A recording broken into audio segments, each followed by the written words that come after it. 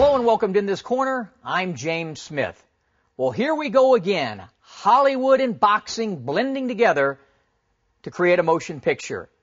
Throughout history, there have been over 50 boxing-themed movies and classics like Gentleman Jim, Requiem for a Heavyweight, Raging Bull, Rocky, Cinderella Man, Million Dollar Baby, and most recently, The Fighter.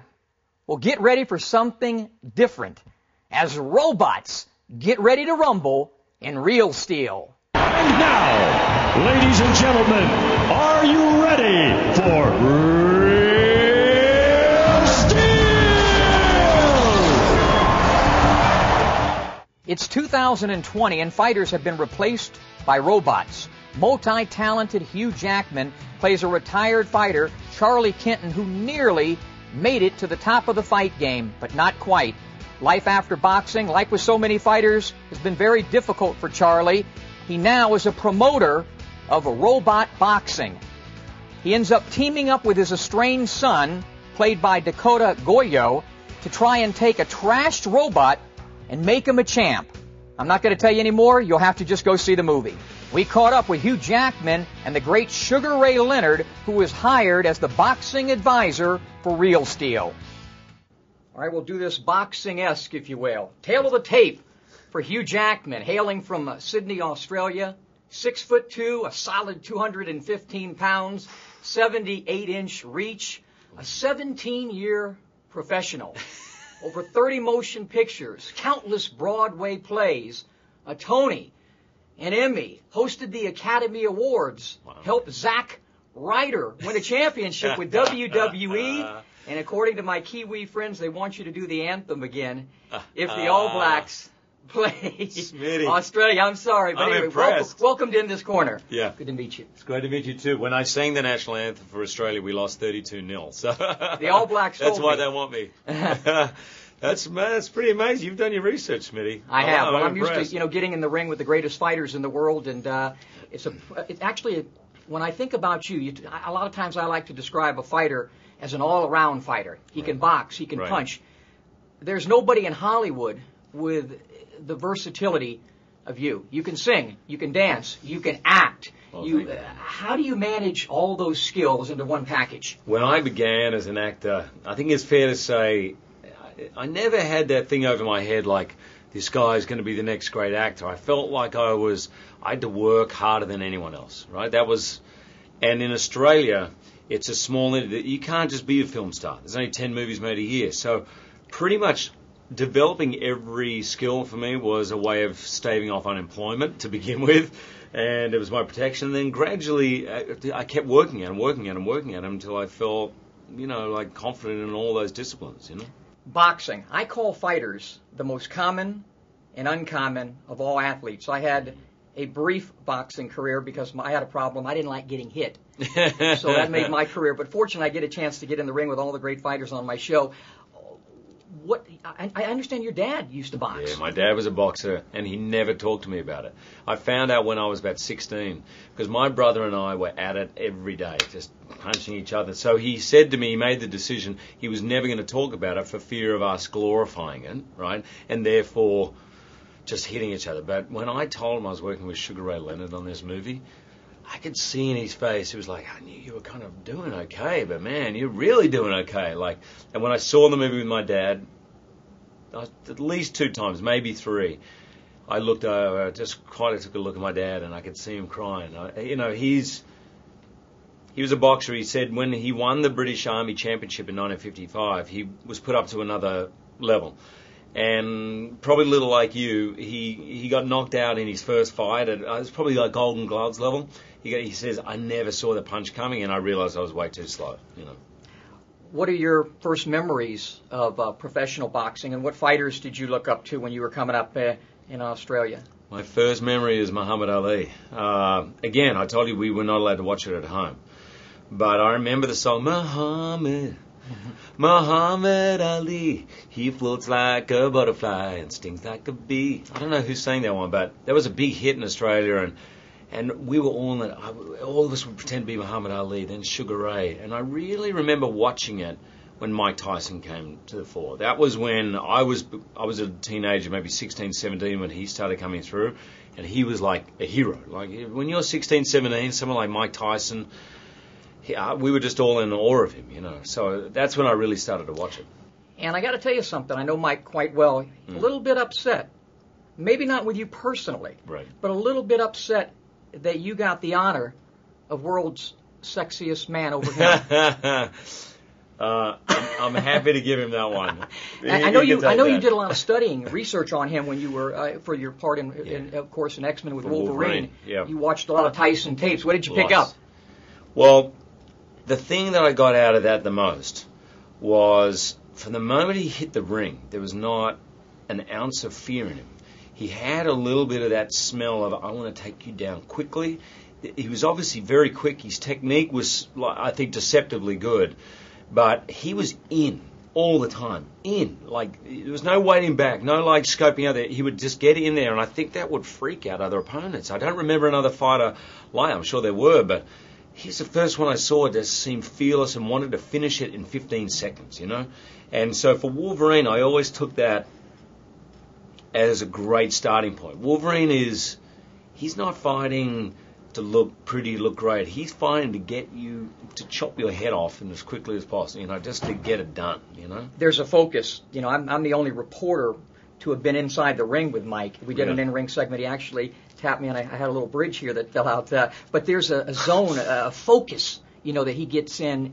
And I asked Christian Bale this before the Fighter came out. I interviewed him and Mark Wahlberg, and I said, for you acting, what's the toughest part? Because, you know, Christian really goes through, you did the Prestige with him. He goes through a lot in preparation for movies with his body. What's toughest for you, the mental, the physical preparation for a movie, or does it depend on the movie? It does depend on the movie. I think it takes a lot of discipline. Film acting is very different to stage acting, where it's like you have a fight every night and you run it from beginning through to end. In film, it's taken over a 3 or 4 month period. You can spend a whole day on a scene and you can start to obsess about that. But in the world of the film, it's just a little scene. So you have to be able to really, focus is a great word. It's like a cool, calm, focused energy where from the beginning of the day at 8:30 right through till 8:30 at night, you have to be on it. You can't be warming up by 12. You can't. I know you get different takes, but that camera moves on and that scene's done. Or you know, you really have to. You have to stay incredibly disciplined and focused, and you have to have a game plan. You're gonna be punching guys bigger. You're gonna have to punch up. That's it. Nice. What? You too, old man? Huh. Hey, come on. Let's get to work. Nice. Let's do that again. Nice. 3-punch combo. Combo. Again. Again. Faster. Faster. Nice. You're not even out of breath. I like it. Okay, see how you move.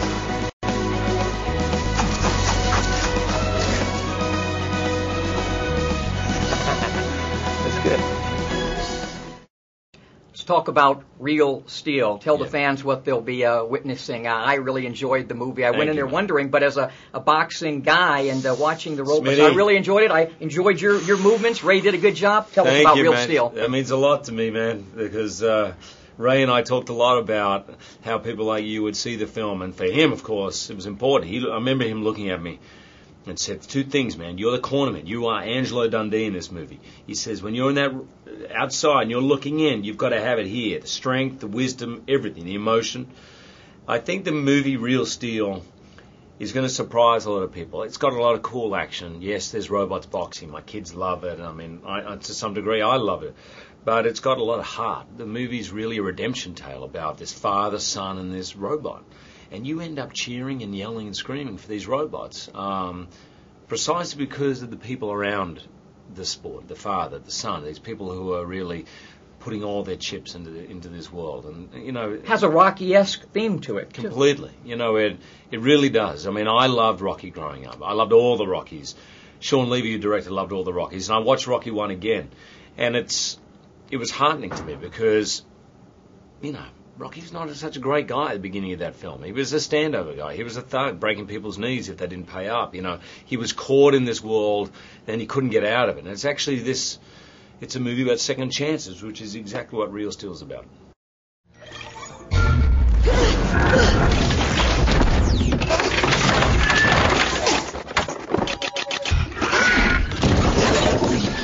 Relax, Kitty's on our side.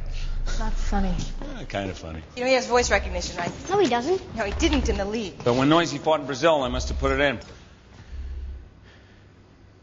Right, left, uppercut.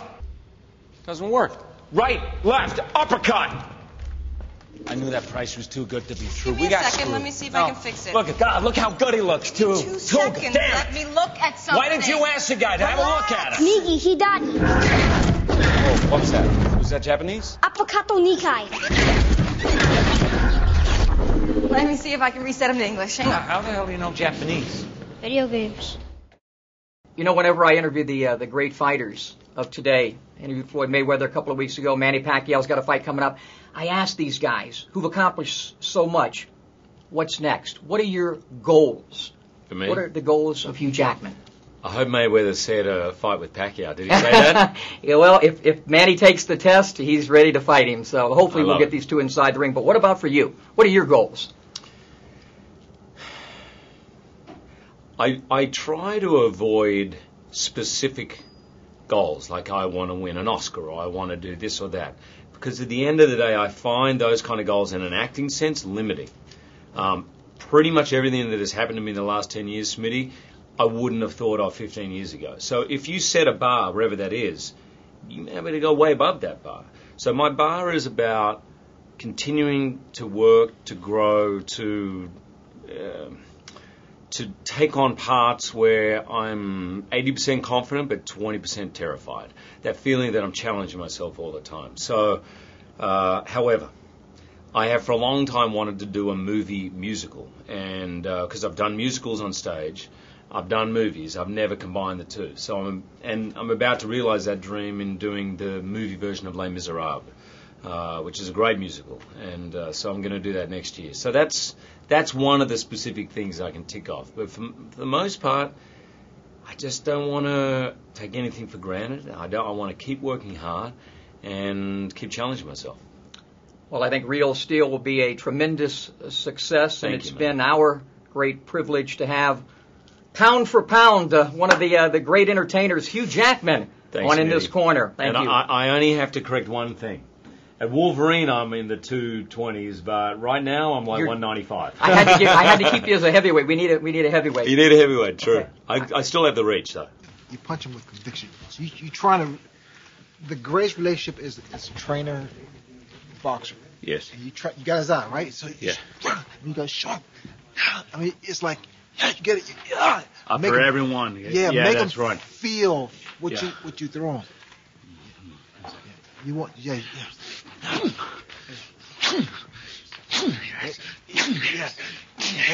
Come on. Yes. Yes. Yes. That's good. So you see what happens? Now your punches are better. Yeah, and then he's getting him emotionally involved. Emotionally involved. That's good.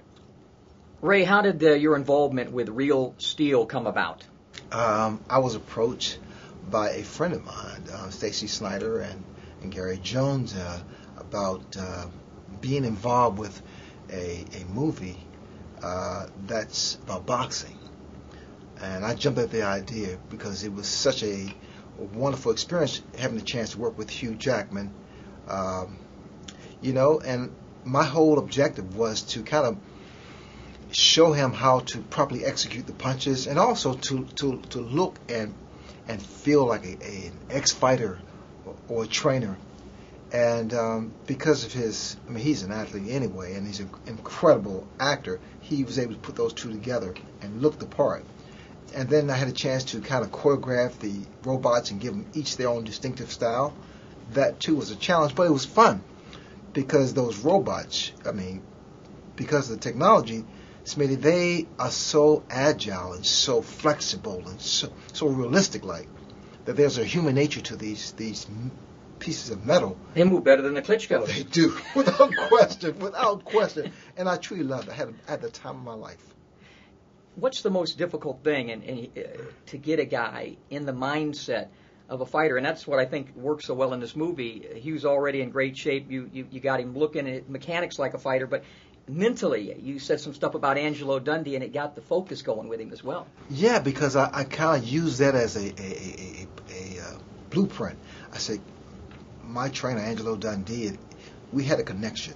In other words, he didn't have to say too much. He just looked at me. I read that that communication there, and because you don't always have to talk. Sometimes you can just feel it in the eyes. And he understood that. And he digested it first, but he understood that, and he brought it to life. It's been about 60 motion pictures with boxing as the backdrop. What's your favorite all-time fight movie?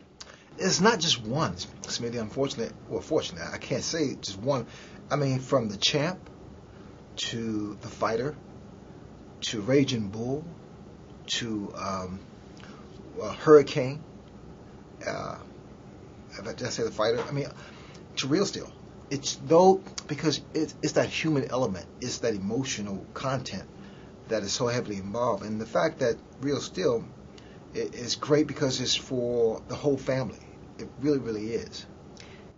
The Big Fight, your new book that's out, and we'll talk more about this at length when we get back to Vegas together. But how's the book going? Doing well, extremely well. And it was something that I never thought in a million years I would have the courage to do, to talk about my life, good and bad, to reveal things that haunted me for so many years. But Smitty, it was cathartic. It was really therapeutic that I got that poison out of my system, and I felt better. I felt less weight on my shoulders, and it's been an amazing journey, of doing this book with my writer, Michael Arkush. Sounds like a real cleansing experience, and you revealed so much. We know about Ray Leonard the fighter, but we get to know about the Ray Leonard the man, and the good, the bad, and the ugly side.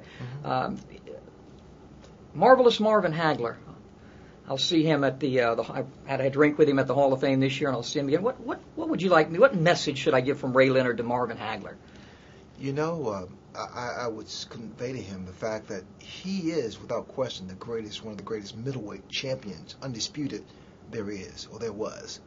And I mean, although there's a sour part of him because of the decision that was given to me, but that doesn't discount who he was and who he is and what people think of him. And he has to get over that. And a final message to Mr. Pacquiao and my friend Mr. Mayweather. Do it before it's too late. Great seeing you, Ray. Good seeing you always, man. I'm not one of those guys who's into all the animation and Transformer stuff, but I got to tell you, Real Steel was cool. The robot scenes were fantastic. And I think Sugar Ray Leonard patterned one of those robots after his arch rival, Roberto Duran. I bet you boxing fans will be able to figure out which one I'm referring to. Rock'em Sock'em robots will never be the same. I walked into the screening of Real Steel really not knowing what to expect. I walked out with a huge smile, and you will too. Go check out Real Steel. In This Corner wants to thank Hugh Jackman and Sugar Ray Leonard for joining us.